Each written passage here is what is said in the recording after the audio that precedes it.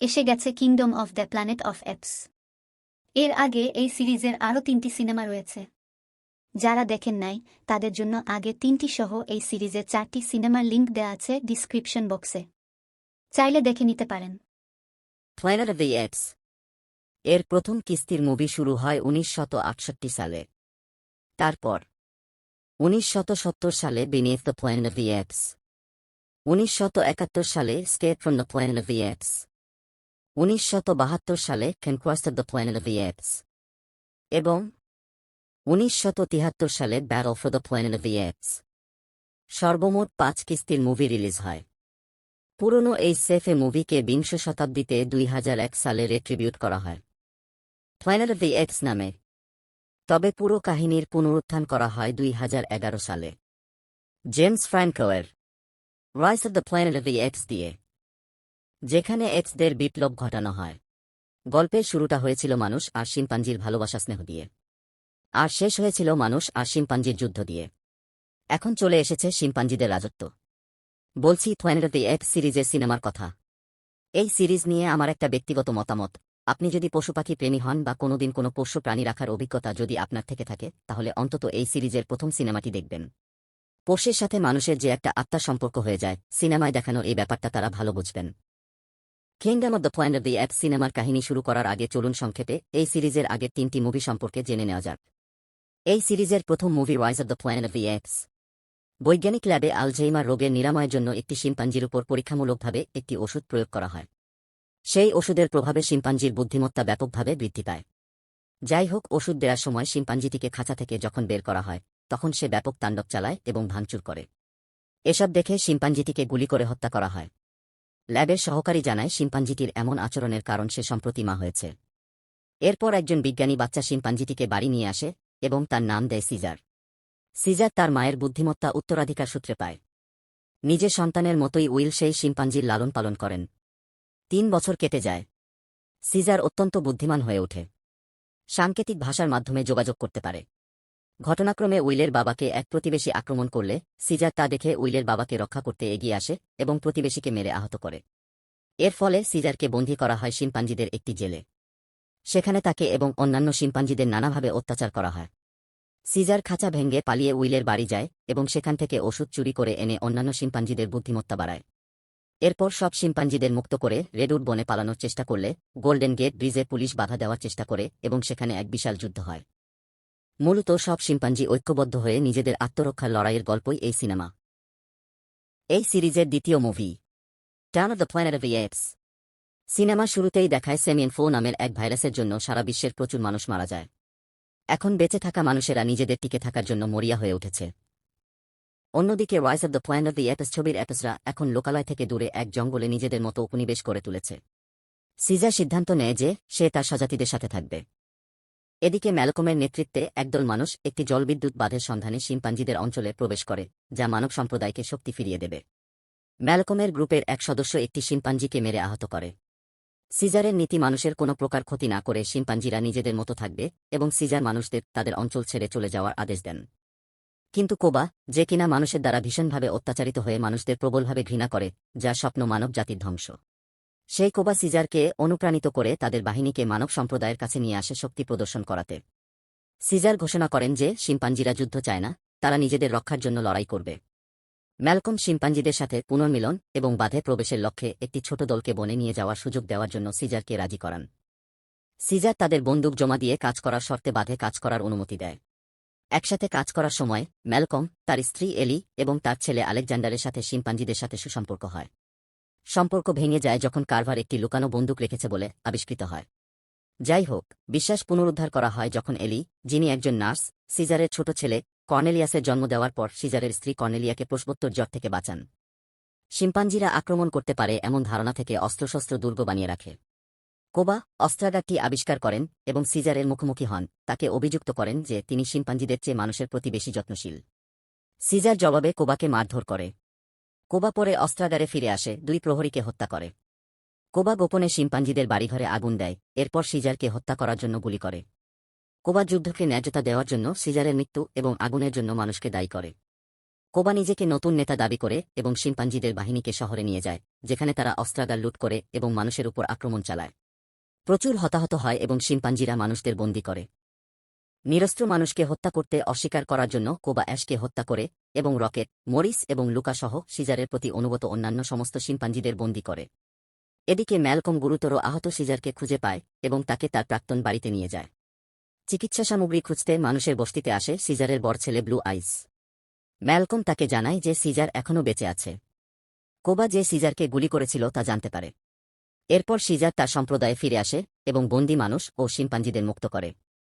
Malcolm Dreyfus এবং তার লোকদেরকে বন্দুকের পয়েন্টে ধরে রাখে যাতে সিজার নেতৃত্ব ফিরে পায় এবং টাওয়ারের শীর্ষে কোবার মুখোমুখি হতে পারে। সমস্ত শিম্পাঞ্জিদের হত্যা করার উদ্দেশ্যে ড্রেফাস পুরো বিল্ডিং এ বিস্ফোরণ ঘটায় এবং নিজেকে হত্যা করে। সিজার কোবাকে পরাজিত করে এবং হত্যা করে। এই সিরিজের তৃতীয় movie war for the planet of the apes. মানুষ আর শিম্পাঞ্জির যুদ্ধ দেখানো হয়েছে এই সিনেমায়। এবার সিজারের লড়াই এক কর্নেলের বিরুদ্ধে যে কিনা নির্বিচারে শিম্পাঞ্জিদের হত্যা করে। কর্নেল খুবই নিষ্ঠুর ও নির্দয় প্রকৃতির লোক। কর্নেল যেন কোবার প্রতিরূপ। কোবার মতোই এই কর্নেলের স্বপ্ন সিজার সহ সকল শিম্পাঞ্জিদের ধ্বংস করা। রাতের অন্ধকারে শিম্পাঞ্জিদের হত্যা আর তাদের বন্দী করে কর্নেল। তার কাছে যথেষ্ট গোলাবারুদ, অস্ত্রশস্ত্র ও অসংখ্য সেনা রয়েছে। তবে এ ছবিটির কাহিনী দুইটা দিক থেকে এগিয়ে গেছে। এক, শিম্পাঞ্জিরা নিজেদের অস্তিত্ব টিকিয়ে রাখা, আর দুই, ছবির মূল চরিত্র সিজারের প্রতিশোধ। ছবিতে খুব সুন্দরভাবে ইমোশনাল দিকগুলো ফুটে উঠেছে, যা ছবির সবচাইতে প্লাস পয়েন্ট। সিজারের সাথে তার পরিবারের সম্পর্ক, ছোট্ট মেয়েটার সাথে শিম্পাঞ্জিগুলোর সম্পর্ক, শিম্পাঞ্জিগুলোর একে অপরের সাথে সম্পর্ক, তা খুব সুন্দরভাবে ফুটে উঠেছে। ছোট্ট বোবা মেয়েটির অভিনয় সবাইকে মুগ্ধ করবেই করবে। বেশ কিছু দৃশ্যে তার যে অভিনয় তা দেখে দর্শকদের চোখ দিয়ে 2-4 ফোঁটা পানি পড়তেও পারে। বিশেষ করে একটা শিম্পাঞ্জি যখন মারা যায় আর শেষ দিকে সিজারকে পানি খাওয়ানোর দৃশ্যটাতে ছোট্ট মেয়েটার যে পারফরম্যান্স তা অসাধারণ। শিম্পাঞ্জিদের জীবন রক্ষা, তাদের অস্তিত্ব টিকে রাখার জন্য মানুষের সাথে লড়াই করার কাহিনী নিয়েই নির্মিত হয়েছে এ ছবি। অ্যাকশন মুভি হলেও ছবিতে ইমোশনের দিকটাই গুরুত্বপূর্ণভাবে ফুটে উঠেছে এবং সেদিক দিয়ে অবশ্যই সফল একটি movie war for the planet of the apes. War for the planet of apes সিনেমার পরের এবং সর্বশেষ movie kingdom of the planet of apes. চলুন দেখা নেওয়া যাক এই সিনেমার কাহিনী কি। সিজারের মৃত্যুর প্রায় 300 বছর পরে শিম্পাঞ্জিরা ভাগ হয়ে অসংখ্য গোষ্ঠী প্রতিষ্ঠা করেছে, যখন মানুষ ক্রমেই বন্য হয়ে উঠেছে। নোয়া, যে কিনা একটি বাজপাখি অনুশীলনকারী অ্যাপস গোষ্ঠীর একজন শিম্পাঞ্জি, তার বন্ধু আনায়া এবং সুনার সাথে ঈগলের ডিম সংগ্রহ করে একটি অনুষ্ঠানের জন্য প্রস্তুতি নিচ্ছে। যাই হোক, একজন মানুষ নোয়াকে অনুসরণ করে এবং চলে যাওয়ার আগে অসাবধানতাবশত তার ডিম ভেঙে ফেলে। বদলি হিসেবে নতুন একটি ডিম খোঁজার সময় নোয়া একদল শিম্পাঞ্জিদের মুখোমুখি হয় যারা বৈদ্যুতিক অস্ত্র ব্যবহার করে। নোয়া তাদের কাছ থেকে আড়াল হওয়ার সাথে সাথে শিম্পাঞ্জিরা তার ঘোড়াটিকে অনুসরণ করে নোয়ার গোষ্ঠীতে চলে আসে। নোয়া বাড়ি ফিরে তার গ্রামকে জ্বলতে দেখে আক্রমণকারী নেতা সিলভা নোয়াকে অজ্ঞান করার আগে নোয়ার বাবাকে হত্যা করে। নোয়া জ্ঞান ফিরে দেখে তার পুরো গোষ্ঠীকে জিম্মি করা হয়েছে। সে তার বাবাকে কবর দেয় এবং বাকি সবাইকে উদ্ধার করতে বের হয়। তার যাত্রায় তার সাথে যোগ হয় রাকা, যিনি নোয়াকে সিজারের সম্পর্কে বলেন। শিম্পাঞ্জি লক্ষ্য করে যে তাদেরকে একজন মানুষ অনুসরণ করছে। রাকা তার নাম রাখে নোভা। এরপর তাকে খাবার এবং একটি কম্বল দেয়। চলার পথে তারা একদল হিংস্র মানুষের মুখোমুখি হয়। তখন সিলভার আক্রমণকারীরা হঠাৎ আক্রমণ করে। নোয়া এবং রাকা মিলে নোভাকে উদ্ধার করে। নোয়া এবং রাকাকে অবাক করে দিয়ে নোভা বলে যে তার আসল নাম ম্যা। আক্রমণকারীরা নোয়ার গোষ্ঠীকে সমুদ্র সৈকতের পাশে মানুষের তৈরি একটি পুরানো আস্তানায় নিয়ে গেছে। তারা সেতু পার হওয়ার সময় সিলভা তাদের উপর অতর্কিত হামলা করে। রাকা ম্যাকে ডুবে যাওয়া থেকে রক্ষা করে। এরপর নোয়া এবং ম্যাকে বন্দী করা হয় এবং শিম্পাঞ্জিদের আবাসস্থলে নিয়ে যাওয়া হয়। নোয়া তার গোষ্ঠীর সাথে পুনরায় মিলিত হয় এবং শিম্পাঞ্জিদের স্বঘোষিত রাজা প্রক্সিমাস সিজারের সাথে পরিচয় হয়। প্রক্সিমাস অন্যান্য গোষ্ঠীকে কৃতদাস বানিয়েছে, তাদের ভল্ট খুলতে বাধ্য করেছে, যাতে সে ভিতরে লক করা মানুষের তৈরি প্রযুক্তির ভিতরে ঢুকতে পারে। প্রক্সিমাস নোয়া, ম্যা এবং ট্রেভাথানকে নৈশভোজে আমন্ত্রণ জানায়। ট্রেভাথান প্রক্সিমাসের বন্দী, যে তাকে রাজা হিসেবে মেনে নিয়েছে এবং প্রক্সিমাসকে পুরানো মানব জগৎ সম্পর্কে ধারণা দিচ্ছে। প্রক্সিমাস বিশ্বাস করে যে নোয়ার বুদ্ধিমত্তা ভল্টটি খুলতে সাহায্য করতে পারে এবং তাকে সতর্ক করে যে ম্যা এর কেবল তার নিজস্ব স্বার্থ রয়েছে।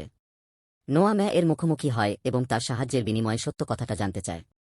ম্যায় ভল্টের একটি লুকানো দরজা দেখিয়ে দেয় এবং বলে যে ভিতরে একটি রহস্যময় বই রয়েছে যা মানুষদের কথা পুনরুদ্ধার করতে সক্ষম।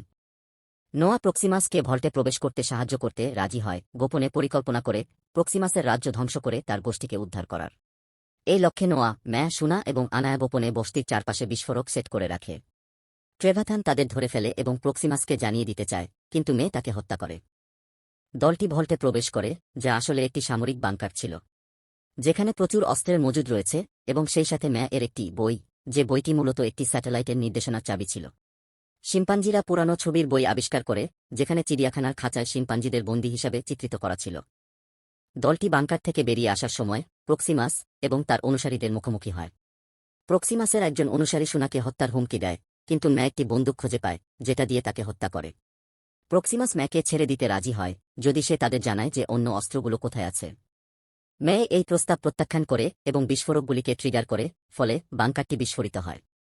শিম্পাঞ্জিরা বাংকারের মধ্য দিয়ে উঁচু জায়গায় যাওয়ার সময় ম্যা পালিয়ে যায়। নোয়াকে সিলভা তাড়া করে, কিন্তু নোয়া তাকে ফাঁদে ফেলে এবং ডুবিয়ে দেয়। নোয়া তার গোষ্ঠীর সাথে বাংকার থেকে পালিয়ে যায়, কিন্তু প্রক্সিমাস তাদের আক্রমণ করে। নোয়া তার ঈগল বাহিনীদের ডেকে প্রক্সিমাসের উপর আক্রমণ করার জন্য নেতৃত্ব দেয় এবং তাকে একটি পাহাড় থেকে ফেলে দেয়। এর ফলে প্রক্সিমাস সিজারের মৃত্যু হয়। নোয়া তার বংশের শিম্পাঞ্জিদের নিয়ে তাদের বস্তি ফিরে আসে এবং তাদের বাড়ি নতুন করে তৈরি করে। এ সময় ম্যা নোয়াকে বিদায় জানাতে আসে। ম্যা ব্যাখ্যা করে যে মানুষেরা নতুন করে একটি সুযোগের প্রাপ্য, কারণ তারা একসময় প্রভাবশালী প্রজাতি ছিল। কিন্তু নোয়া প্রশ্ন করে যে শিম্পাঞ্জি এবং মানুষ শান্তিপূর্ণভাবে সহাবস্থান করতে পারে কিনা। এরপর নোয়া সুনাকে একটি টেলিস্কোপের মাধ্যমে দেখতে নিয়ে যায়। ম্যা স্যাটেলাইটের মাধ্যমে একটি মানব বসতিতে ভ্রমণ করে, যা বাইরের বিশ্ব থেকে আলাদা করে রাখা হয়েছিল। ম্যায় গোপন চাবি পাঠায়, যার ফলে মানুষেরা স্যাটেলাইটগুলিকে পুনরায় সক্রিয় করে এবং বিশ্বব্যাপী অন্যান্য মানুষের সাথে সফলভাবে যোগাযোগ করে। আর এর মাধ্যমে সিনেমা শেষ হয়। তো বন্ধুরা, কেমন লাগলো সিনেমা? ভালো লাগলে অবশ্যই লাইক, শেয়ার, কমেন্ট করো।